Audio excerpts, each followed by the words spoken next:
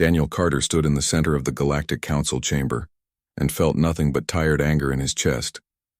He had been Earth's ambassador for 12 years now, and he had seen the same scene play out over and over again. The council members sat in their floating seats arranged in a massive circle around him.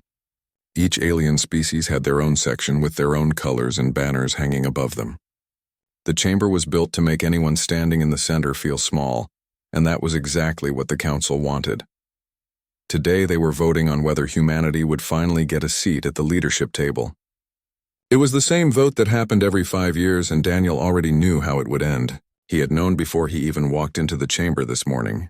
The council loved having humans around to do the hard work, but they never wanted to give humans any real power. Daniel looked up at High Counselor Vexthor, who sat in the highest seat. Vexthor was a tall reptilian creature with green scales and cold yellow eyes.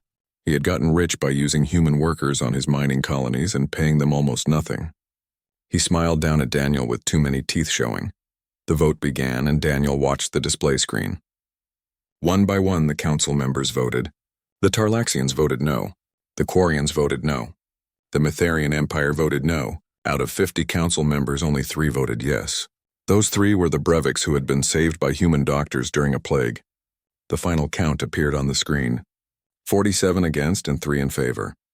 Vexthor leaned forward in his seat and spoke in a voice that echoed through the whole chamber. He said that humanity had not yet proven itself worthy of leadership.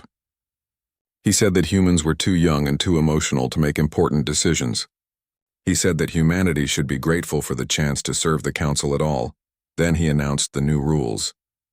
Human trade ships would now have to pay higher taxes to use council space routes. Human merchants would need special permits that cost a fortune. Human colony worlds would have to send more resources to the council every year. All of this was being done for the good of the galaxy, he said. Daniel felt something break inside him. It was not a loud breaking like glass shattering. It was quiet like a rope that had been pulled too tight for too long, finally snapping. He thought about the last 200 years of human history. He thought about how humanity had joined the council with such hope and excitement. They had believed all the promises about cooperation and friendship between species. He thought about the Kreth War, where human soldiers had died by the thousands holding the line while council species stayed safe behind them. He thought about the medical teams that humans sent to every plague and disaster. He thought about the human engineers who fixed broken infrastructure on alien worlds. He thought about the human teachers who ran schools for alien children. He thought about the human merchants who traded fairly when everyone else cheated. All of that, and humanity still could not get a simple vote of respect. Daniel looked around at the council members. Most of them were already talking among themselves and ignoring him. They thought this meeting was over. They thought Daniel would bow his head and accept the new rules like humans always did. They thought humanity had nowhere else to go. Daniel took a deep breath and spoke 2 words. He said, "We are done." The chamber went silent.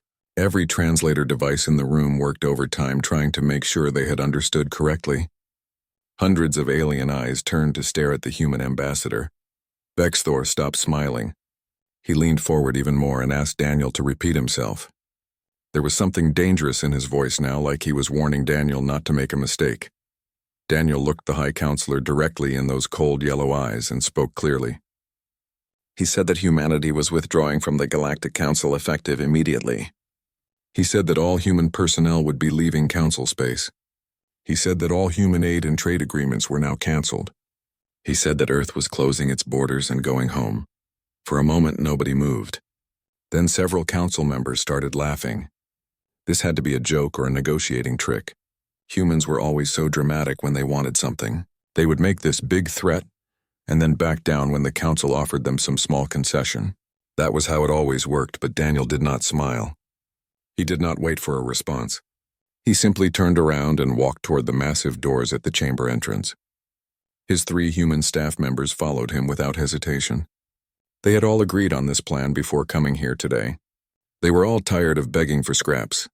Behind them, the laughter died away. Vexthor shouted for Daniel to stop and come back. Other council members started calling out questions and demands. A few were already trying to calculate what this would mean for their own worlds. The Quarians relied on human medical supplies. The Tarlaxians needed human engineers to keep their power grids running. The Matharian Empire had human ships defending their border colonies. Daniel kept walking. His footsteps echoed on the polished floor. Each step felt lighter than the last. For 12 years he had tried to make the council see reason. For 12 years he had swallowed his pride and accepted insults. For 12 years he had watched his people be treated like servants. That was over now. Captain Lisa Monroe was waiting outside the chamber with a security team. She was the commander of Earth's defense fleet in this sector, and she had been hoping this day would come. When she saw the look on Daniel's face, she knew immediately what had happened. She smiled and asked if they were really doing this. Daniel nodded. He told her to send the withdrawal order to every human ship and station in council space. He told her to begin immediate evacuation procedures. He told her that anyone who wanted to stay could make that choice, but Earth would not be coming back. Lisa's smile grew wider. She pulled out her communication device and started giving orders. Within minutes, the word was spreading through every human vessel and outpost. The message was simple and clear. Humanity was going home, and they were not looking back. In the council chamber behind them, Bexthor finally realized this was not a bluff. He started shouting orders to lock down human ships and prevent them from leaving. But it was already too late. The humans had made their choice, and nothing the council did now would change it. The withdrawal began within hours, and it moved faster than anyone expected. Every human ship in council space received the same simple message. Pack up everything and come home. No exceptions and no delays. What the council did not understand was that humans had been quietly preparing for this possibility for years. They had emergency plans and backup routes. They had supply caches hidden along the way back to Earth. They had been ready to leave at a moment's notice because deep down they always knew this day might come. Captain Amy Rodriguez commanded a massive cargo vessel called the Seattle Dream. She was docked at Nexus Prime, which was one of the biggest trading stations in council space. Her ship was currently loaded with medical equipment headed for 3 different alien worlds. When she got the withdrawal order, she immediately canceled all deliveries and started calling her crew back to the ship. The station master was a Tarlaxian named Gree, who had worked with Amy for 8 years.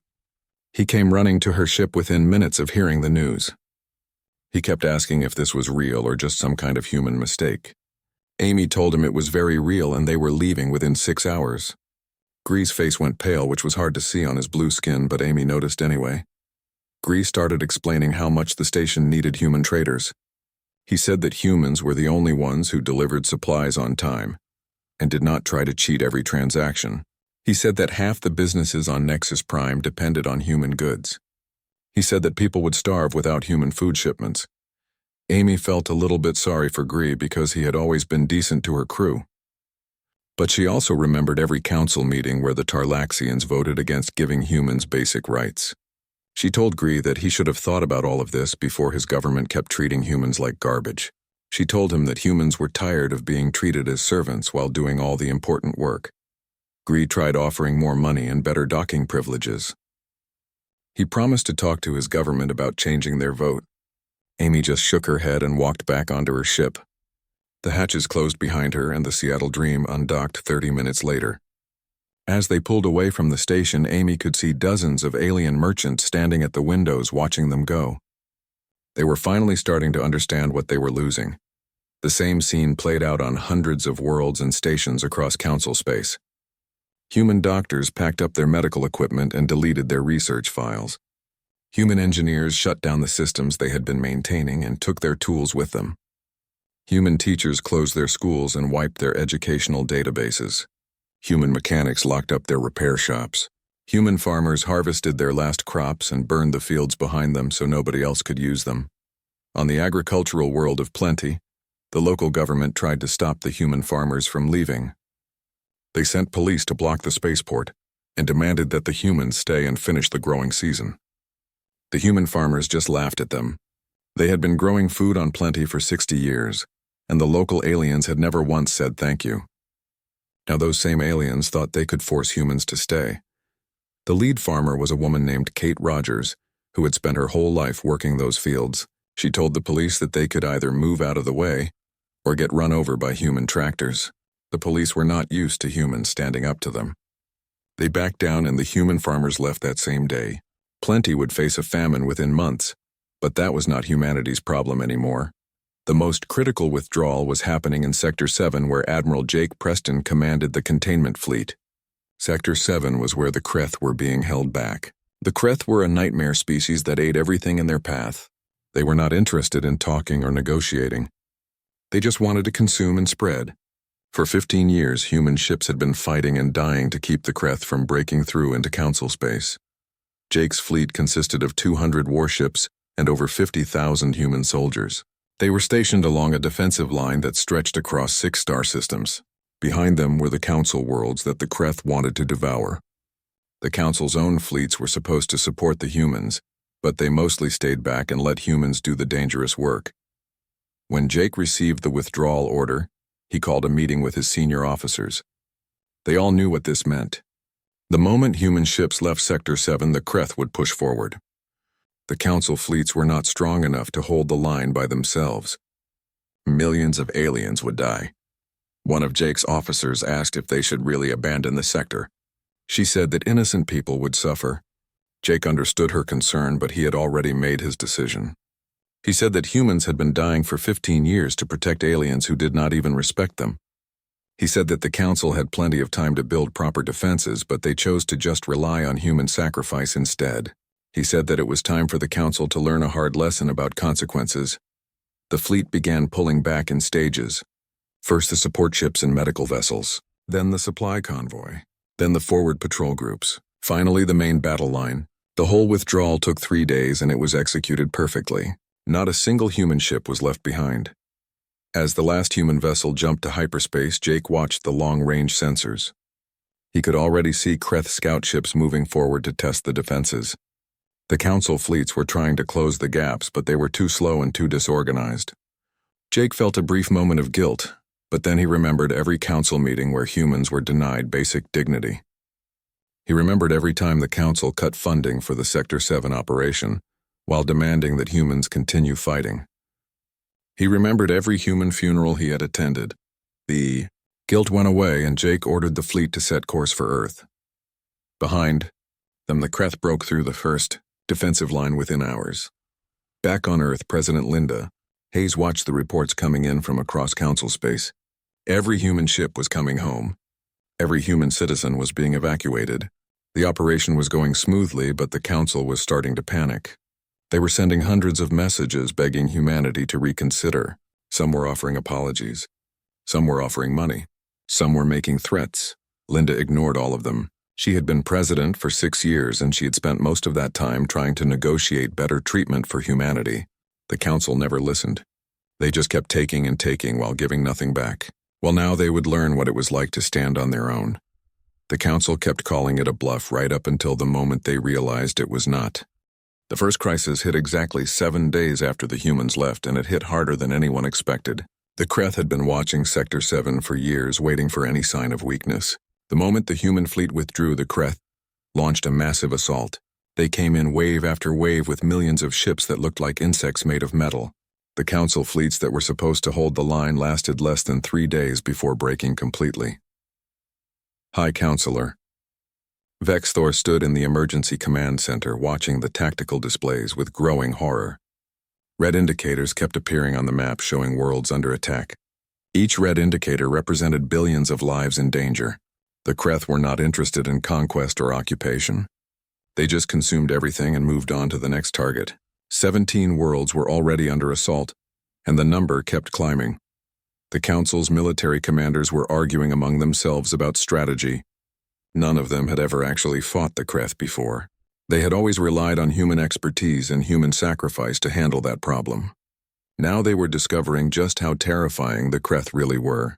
The commanders kept asking where the human fleet was and when they would return to help. Vexthor had to tell them again and again that the humans were not coming back. One commander suggested sending a formal request for military assistance to Earth. He said they could offer humans better terms and more money. Vexthor authorized the message even though he knew it was pointless. The response came back within hours. It was a recorded message from Ambassador Daniel Carter.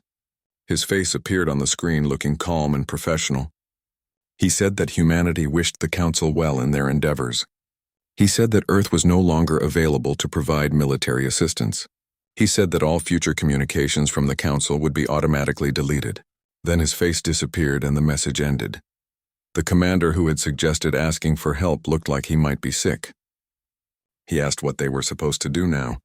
Vexthor had no answer for him. The truth was that the council had never developed its own military strength because humans had always been there to do the fighting. Now they were paying the price for that laziness. The death toll in Sector 7 climbed into the billions within the first week. The council evacuation efforts were chaotic and poorly organized. Ships collided at spaceports. Refugees were left behind. Entire cities were consumed by the Kreth, while council officials argued about jurisdiction and procedure. It was a disaster, and everyone knew that humans would have handled it better. But the military crisis was only the beginning. The economic collapse started in the second week after humanity's withdrawal. Nobody had realized just how much of the council's trade depended on human merchants. Humans had transported goods between worlds. They had maintained fair prices. They had kept their delivery schedules. They had been honest in their dealings. With them gone, the remaining traders immediately started taking advantage. On the manufacturing world of Forge Prime, the factories started shutting down because raw materials stopped arriving. The materials were supposed to come from mining colonies 3 systems away. Human cargo ships had made that run every week for decades. Now the only available traders were Quarian merchants who wanted triple the normal price. The factory owners could not afford those prices, so production stopped. Within days, thousands of workers were unemployed. The Quarian merchants did not care about the workers. They went to the next world and demanded even higher prices there. This pattern repeated across council space. Prices went up while quality went down. Traders cheated customers because there were no honest humans around to compete with them anymore. Black markets appeared everywhere. Corruption spread like a disease. Food shortages hit the core worlds by the 3rd week. Earth had been exporting food to dozens of planets. The council members had always taken those shipments for granted.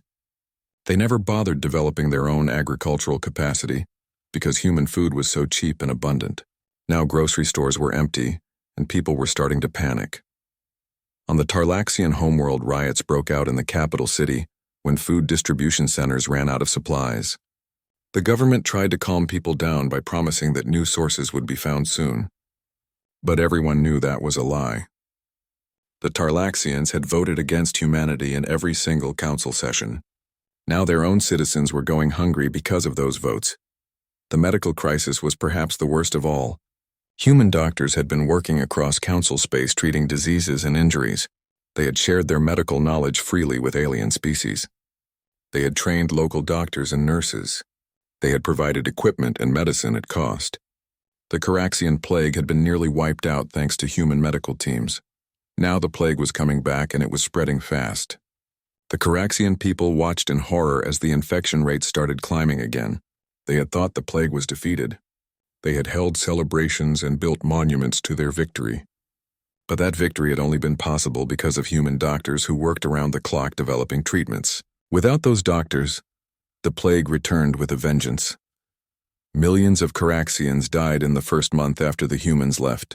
The local doctors tried their best, but they did not have the knowledge or equipment they needed. The human medical teams had taken all their research with them when they withdrew. The databases had been wiped clean. The advanced equipment had been removed.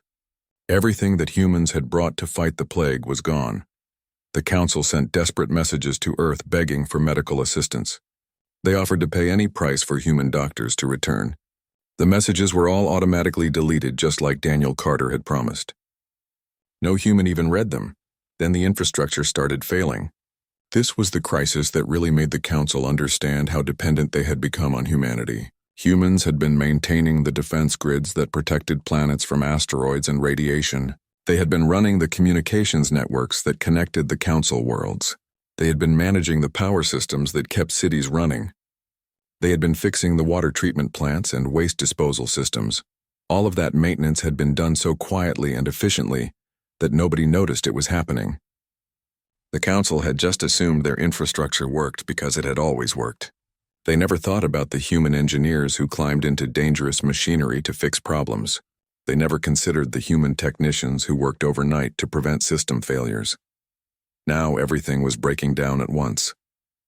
On the resort world of Paradise, the planetary shield went offline during a solar storm. Radiation poured down on the surface, causing thousands of deaths. The shield had been maintained by a human engineering team that left 2 weeks earlier. The local technicians did not know how to fix it. On the trade station Crossroads, the main computer system crashed and took the life support with it. 15,000 aliens died before emergency systems kicked in. The computer had been programmed and maintained by human specialists. Nobody else understood how it worked. The list of disasters kept growing. Water treatment plants failed.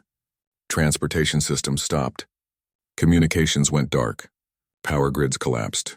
Every system that humans had been quietly maintaining started falling apart. The council had treated those humans like servants who did simple tasks. Now they realized those servants had been the only thing holding their civilization together. Councillor Drathanar finally spoke the words that everyone was thinking. He stood up during an emergency session and admitted that the council could not function without human expertise. He said that they needed to bring humanity back no matter what it cost. He said that pride and prejudice had nearly destroyed them all. Vexthor wanted to argue, but he could not. The evidence was overwhelming. In less than a month without humans, the council had lost billions of citizens to the Kreth. Their economy was in ruins. Their people were starving. Plague was spreading. Their infrastructure was collapsing. It was a complete catastrophe. The High Counselor finally accepted the truth. They had to beg humanity to return. They had to offer Earth whatever it wanted. They had to grovel and apologize and hope that humans were more forgiving than the Council had ever been. It was humiliating, but it was the only option left. The Council delegation arrived at Earth 3 weeks after humanity withdrew from Council space. Their ship was called the Harmony of Stars, and it carried 20 of the most important Council members, including High Counselor Vexthor himself. They brought with them formal treaties and documents promising everything they thought humans might want. Equal representation on all council committees, full voting rights, reduced taxes, protected trade routes, war reparations, technology sharing agreements. Everything was on the table. Vexthor stood at the observation window as their ship approached Earth. He had never actually visited the human homeworld before. None of the council members had bothered to make the trip. Now looking at the blue and green planet below, he felt something he had not experienced in decades. It was shame. This small world had given so much to the galaxy, and the council had given nothing back except contempt. The ship landed at a small diplomatic facility outside of Washington. Vexthor had expected to be received at some grand palace or ceremonial building. Instead, they were taken to a simple conference room with plain walls and basic furniture. There were no honor guards or elaborate welcomes. A human secretary brought them water and told them President Linda Hayes would arrive shortly. When Linda finally walked into the room, she was alone except for one advisor. She wore a simple business suit and carried a tablet computer. She did not smile or offer the traditional council greeting. She just sat down across from the delegation and asked them to state their purpose. Vexthor had prepared a long speech about cooperation and mutual benefit. He had practiced explaining how the current situation was just a misunderstanding that could be resolved. But looking at Linda's calm expression, he realized none of that would work. This woman was not interested in pretty words, so he told the truth instead. He said that the council had made a terrible mistake. He said that they had taken humanity for granted and treated humans poorly. He said that without humanity, the council was falling apart. He said that they were begging Earth to return and help them survive. He said that the council would agree to any terms humanity demanded. Linda listened without interrupting. When Vexthor finished, she asked him a simple question. She wanted to know what had changed. She asked if the council had suddenly developed morals and ethics. She asked if they had experienced some great spiritual awakening that made them realize discrimination was wrong. Vexthor did not know how to answer that. The truth was that nothing had changed except circumstances. The council still believed humans were inferior. They still thought human emotions made them weak leaders. They still wanted to exploit human labor. The only difference was that now they needed humans desperately. Linda seemed to read his thoughts. She said that she knew exactly why the council was here. They were suffering consequences, and they wanted humans to fix everything like humans always did. They did not care about treating people fairly. They only cared about their own survival. Another council member named Drathnar spoke up. He tried a different approach. He talked about all the innocent civilians who were dying. He mentioned the children suffering from plague.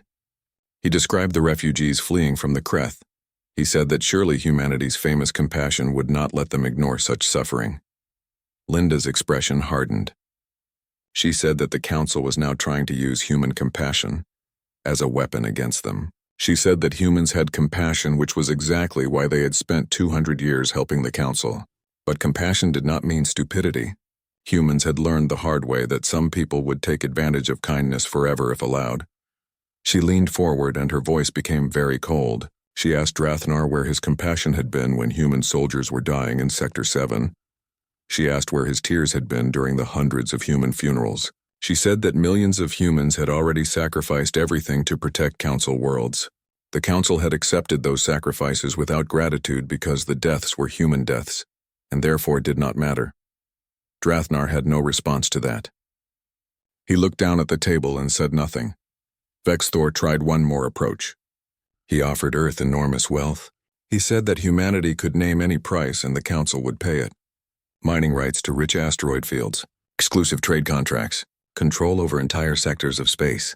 All of it could belong to Earth if humans would just come back. Linda actually laughed at that. It was not a happy laugh. She said that the Council still did not understand. Humans had never wanted wealth or territory. They had wanted something much simpler. They had wanted respect. They had wanted to be treated as equals. They had wanted a fair voice in decisions that affected them. Those things could not be bought with money or territory. She stood up and told the delegation that humanity would not be returning to the Galactic Council. Not now and probably not ever. The Council had 200 years to do the right thing. They had chosen not to. Now they could live with the consequences of that choice. Vexthor stood up as well. His pride was completely gone now. He actually got down on his knees, which was the ultimate sign of submission in his culture. He begged Linda to reconsider. He said that billions would die without human help. He said that entire civilizations would collapse. He said that the Council would do anything humanity asked. Linda looked at him kneeling there and felt no satisfaction. She had not wanted things to end this way. Humans had joined the Council with such hope. They had really believed in cooperation between species. They had tried so hard to make it work. But you could not build a relationship on one side always giving and the other side always taking. She told Vexthor to stand up.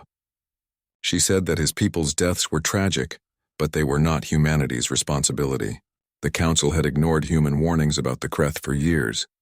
They had refused to properly fund the defense fleets because humans were the ones dying. They had made their choices and now they would face the results. Vexthor stood slowly. He looked old and defeated. He asked if there was truly nothing the Council could do to change Linda's mind. She told him that the answer was no. The door was closed. Humanity had moved on. The delegation left Earth that same day. Their ship departed in silence. Nobody spoke during the journey back to Council space. They had failed completely. Each of them knew that their names would be remembered in history as the leaders who destroyed their own civilization through arrogance and prejudice. Back on Earth, Linda watched their ship disappear into space. Her advisor asked if she had any doubts about the decision. Linda said no. The Council had to learn that actions had consequences. If humanity went back now, nothing would really change. The Council would promise everything, but once the crisis ended, they would return to their old ways. Humans would end up right back where they started. Her advisor mentioned all the suffering that would continue in Council space. Linda nodded sadly. She said that was terrible, but humanity could not save people who refused to save themselves. The Council had the resources and population to handle their own problems. They just had to stop being lazy and actually do the work instead of forcing humans to do it for them. She pulled up a report on her tablet. It showed the status of Earth's borders. Every human ship was home. Every human citizen was safe. Humanity's economy was growing stronger every day. New exploration missions were being planned. Earth was moving forward into a future that did not include the Council. Linda sent a final message to be delivered to every Council world.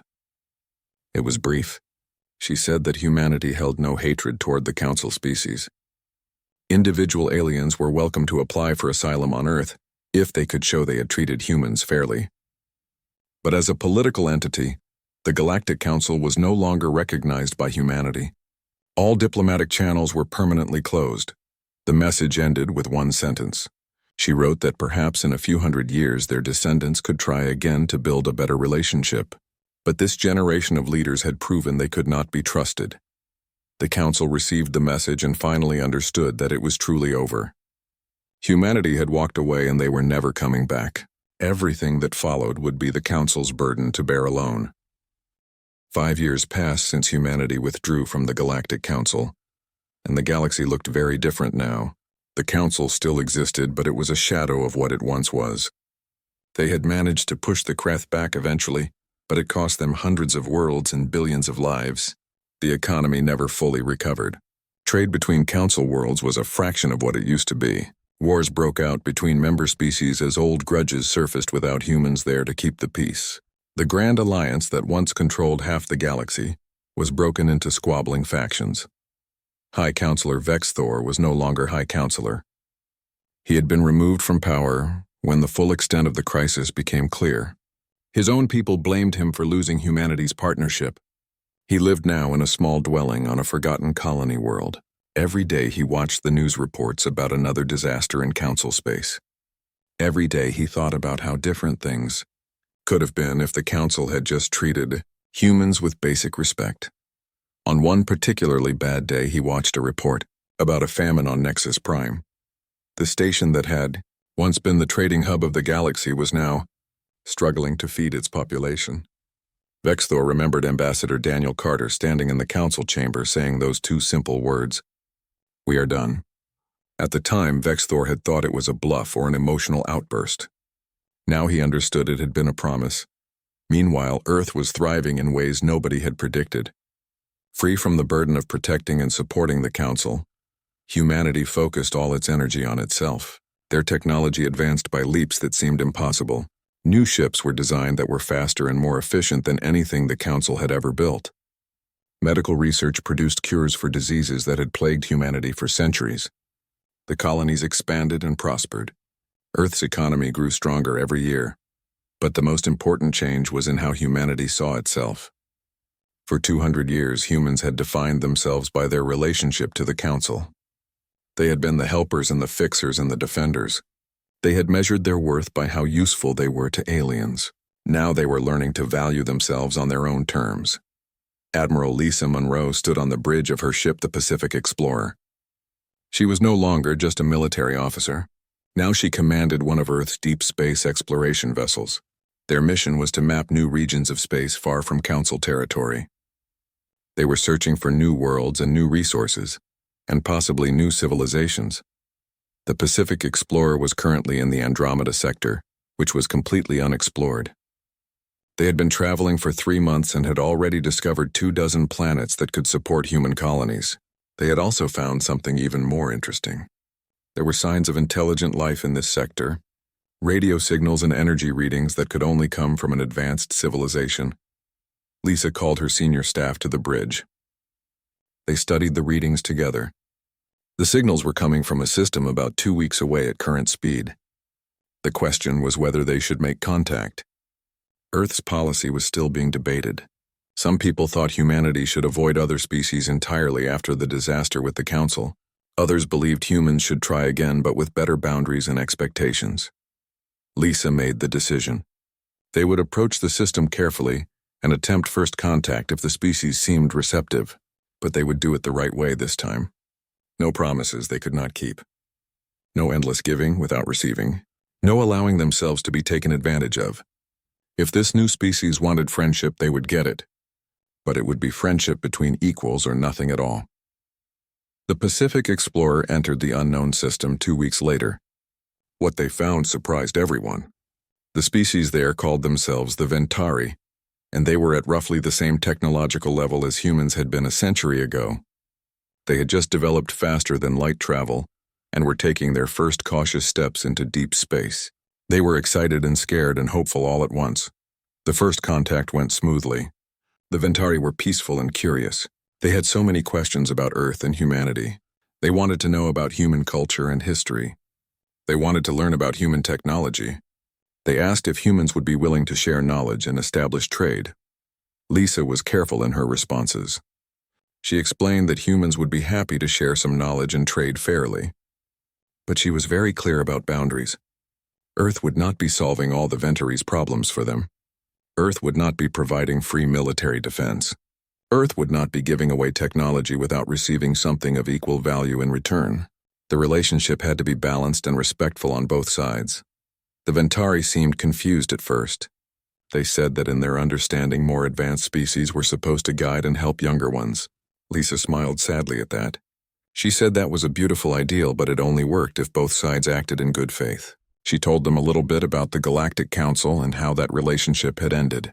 She warned them that being helped too much could make a civilization weak and dependent. The Ventari leader was a wise female named Cora. She listened carefully to Lisa's words. She said that her people would respect Earth's boundaries. She said that the Ventari wanted to grow and learn, but they wanted to do it through their own efforts. They would accept human friendship and fair trade, but they would not ask humans to carry their burdens. Lisa felt something hopeful bloom in her chest. Maybe this could work. Maybe humanity could have healthy relationships with other species. Maybe the council disaster had just been about finding the wrong partners at the wrong time. Over the next few months, the relationship between humans and Ventari grew stronger. They traded goods and information. Human engineers taught Ventari engineers new techniques but made sure the Ventari did their own work. Human doctors shared medical knowledge but insisted the Ventari build their own hospitals and train their own staff. It was a partnership where both sides contributed and both sides benefited. Lisa sent regular reports back to Earth. President Linda Hayes read them with great interest. She had been worried that humanity might become too isolated after leaving the council, but this new relationship showed that humans could engage with other species without being exploited. They just had to be smarter about it. Linda authorized more exploration missions. She wanted humanity to find other young civilizations and build a new network of alliances. But these would be real alliances based on mutual respect and benefit. Earth would help those who deserved it and walk away from those who did not. News of humanity's success spread slowly through the galaxy. Some council species heard about the Ventari and felt jealous. They had thrown away their partnership with humanity, and now they watched humans building new relationships with others. A few council members quietly suggested trying to contact Earth again, but those suggestions were always rejected. The council's pride was still too strong to admit complete defeat. On a ruined world in what used to be Sector 7, a memorial stood for all those who died in the Kreth invasion. Carved into the stone were the names of 17 worlds that had fallen. At the bottom was a single line of text in the council's common language. It said that these deaths were the price of arrogance. Some survivors visited the memorial and understood the message. Others still blamed humanity for abandoning them. The truth was that both were right in a way. Humanity could have stayed and kept fighting and saving council lives. But they would have been enabling the council's worst behaviors. Sometimes the most compassionate thing to do was to let people face the consequences of their choices. Back on Earth, children learned about the council in history classes. Teachers explained how humanity had tried to be part of a galactic community. They taught about the mistakes that were made on both sides. But mostly they taught about the importance of self-respect and knowing when to walk away from toxic relationships. Admiral Lisa Monroe stood on an observation deck of the Pacific Explorer and looked out at the stars. Somewhere out there the council was struggling to survive. Somewhere out there the Ventari were building a better future with human help. Somewhere out there new species waited to be discovered. She thought about Ambassador Daniel Carter and those two words that had changed everything. We are done. At the time it had felt like an ending. Now 5 years later Lisa understood it had been a beginning. Humanity had walked away from what was broken and found the freedom to build something better. The council had taught humanity a valuable lesson. You cannot force people to respect you. You cannot sacrifice yourself hoping others will eventually appreciate it. You can only control your own choices, and sometimes the right choice is to leave. Lisa smiled and turned away from the window. The Pacific Explorer had new systems to explore and new friends to make. The past was behind them now. Humanity had learned its lesson and would never forget it. They would help those who deserved help and walk away from those who did not. It was a simple philosophy, but it had taken 200 years of pain to learn it. The council would spend the next century trying to rebuild what they had destroyed. Maybe someday their descendants would be wise enough to deserve another chance.